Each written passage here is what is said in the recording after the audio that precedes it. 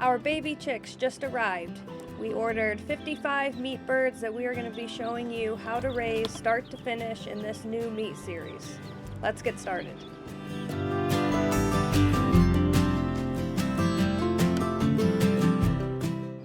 So we got 55 chicks. The first shipment we got is 40 Buff Orpingtons, which are used as a dual-purpose breed.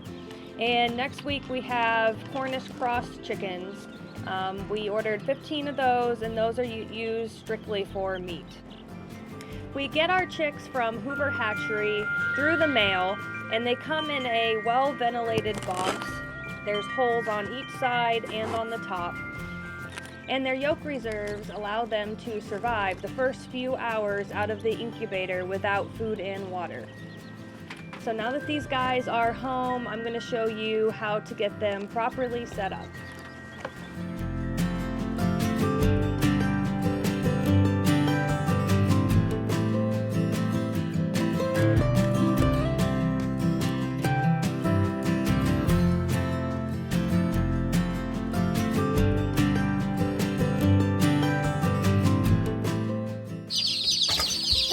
Chickens. 38. Who need water?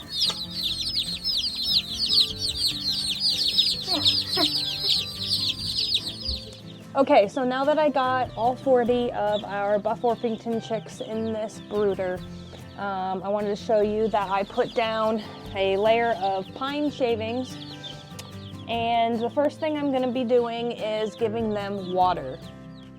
We'll usually just give them water the first couple hours when they get home. We don't give them food right away, and we just try to give them time to get hydrated after being in the mail for several hours.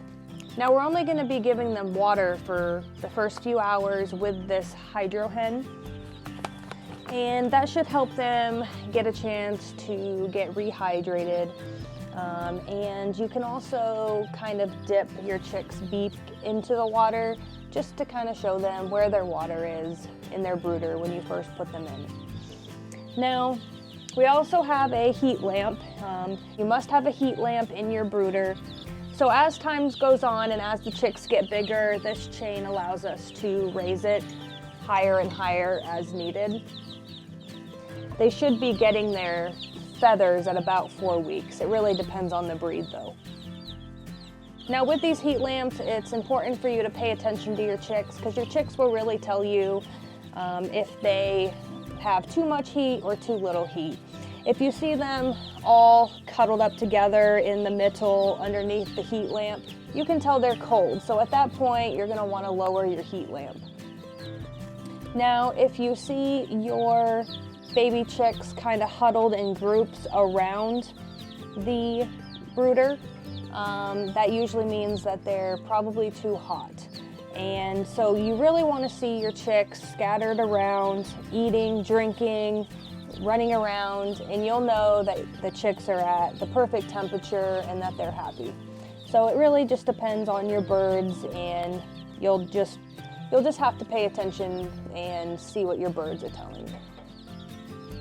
Okay, so now let's get them their water.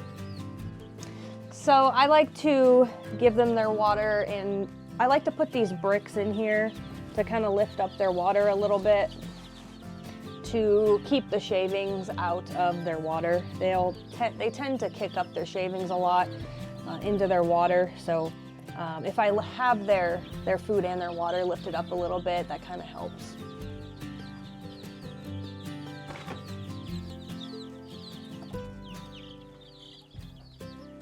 So after they've already had water for a few hours, we will give them chick starter.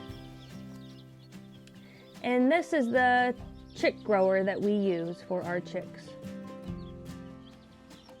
So it's been a few hours, and I'm gonna go ahead and give them their chick starter. As you can tell, chick starter is very, very fine and easy for the chicks to eat, as opposed to pellets that they cannot eat at this point.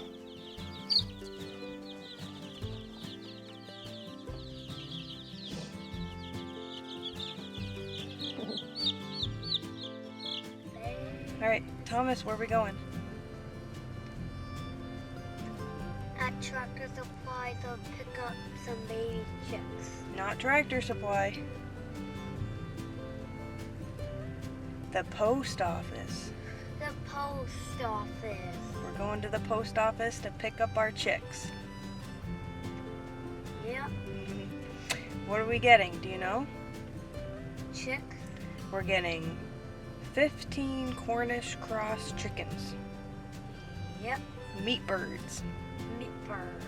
Because we like meat birds.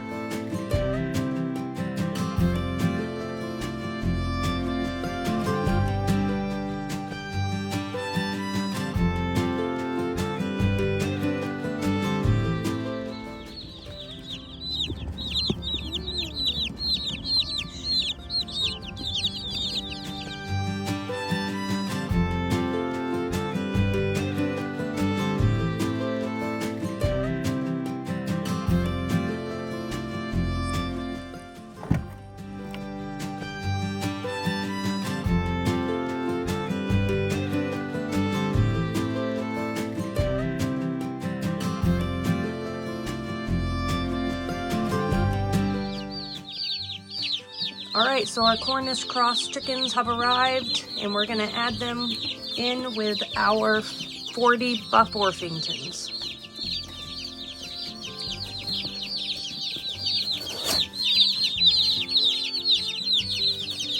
Well, hello there. Chickies.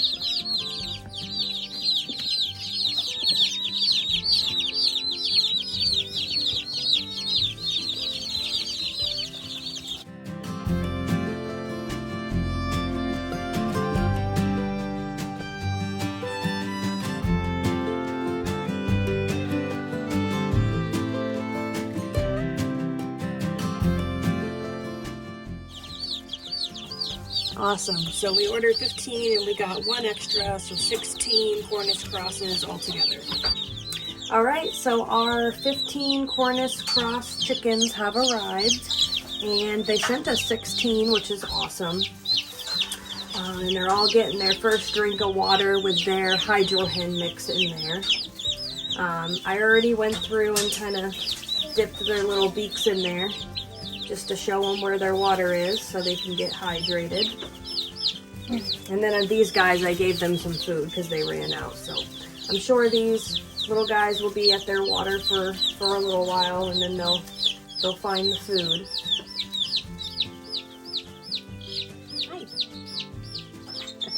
Noisy little guys. So altogether, we have 55 meat birds that we're going to be raising in our series. We're going to be teaching you guys how to raise meat birds, what it's like, what to expect, how we do it, and it's going to be a lot of fun. So these guys grow so fast. It's amazing how fast they grow. These ones we just got last week. We just got them less than a week ago, and they're already starting to get feathers at the tips of their wings. And they're already bigger than these guys who just came in today. You can see the difference. But you know what? This Cornish cross chicken here, I bet will outgrow this Buff Orpington. Because the Cornish crosses are bred to be raised for meat. And these Buff Orpingtons could be used for eggs or meat. But they do make great meat birds, so we'll compare the two as we go through our series and see which one's best for raising your own meat. But they're super cute. Alright, so this is great. We got all 55 of our meat birds that we're going to be raising and taking you through our series. So it's going to be a lot of fun. So these guys are all set up. They have everything they need. They have a fresh layer of bedding. I scooped out some old bedding for them and put some new bedding for the new birds. So it's nice and clean in here. So they'll soil these shavings very quickly, and you'll want to make sure you change them out often. You don't want your brooder to be getting wet or making a good host for bacteria in your brooder. So just make sure that you change out your bedding often. It'll keep your chicks healthy, so just keep an eye on your bedding, make sure it's nice and dry, and change it out as often as it needs to be changed out. Just make sure that it's not wet and that there's not too much waste in the shavings. So just make sure you scoop it out and replace it often. For me, I probably do it once a week. And as they get bigger, they soil it more quickly. So you'll just want to keep an eye out for that. It's really important in keeping your chicks healthy. Okay guys, so that is it for bringing home baby chicks. It's pretty simple and easy to get these guys set up. Keep an eye out for our next video on how to care for these little guys. We'll be showing you a few tips and a few problems that we have that you have to watch out for when you have these little guys. But thanks for watching, and we'll see you guys in the next video.